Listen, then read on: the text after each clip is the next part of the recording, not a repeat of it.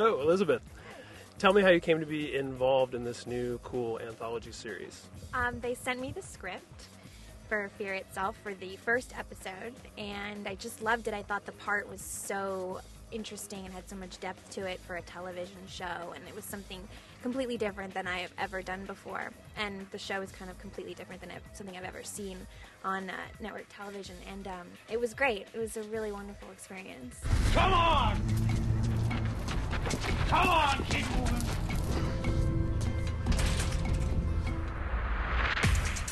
I play a rookie cop named Danny Bannerman, who's in this police precinct, and she's kind of new to the job, very eager to do a good job, and a serial killer, who they call the Eater, comes to stay the night. You kind of know when it's called the Eater that it's not going to end well.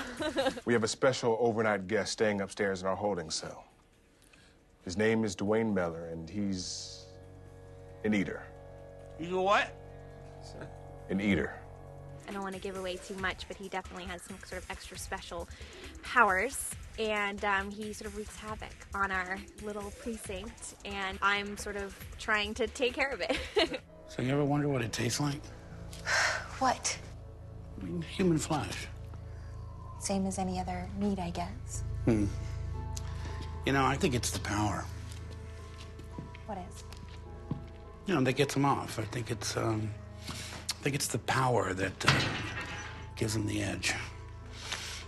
You got to work with the director of Reanimator, right? How was that experience? Awesome. Stuart is so cool. You know, I think he was telling me this is true as well, that you often find these sort of really scary movie and really gory horror directors are actually really sweet, nice guys with like families and children and the whole thing. They're actually great. And it's not an easy genre to do and to do well, and Stuart really does it well, and the producers are really doing this genre, I think, very well and very intelligently, and taking their audience seriously. And I think also trying to include people who don't necessarily watch every single horror film that comes out by doing things that are not just gory, by doing things that are also suspenseful and really good stories, and getting really good directors and really good writers, and that's what's attracted these kind of great casts. Yeah, sure. I mean, all kinds of Steve Niles, who did 30 Days of Night, all kinds of people are writing and directing a lot of these episodes. It sounds like going to be in for some really cool stories. Absolutely, I think so, and I think it's also it's something that's hasn't been done in a long time since the Twilight Zone. It's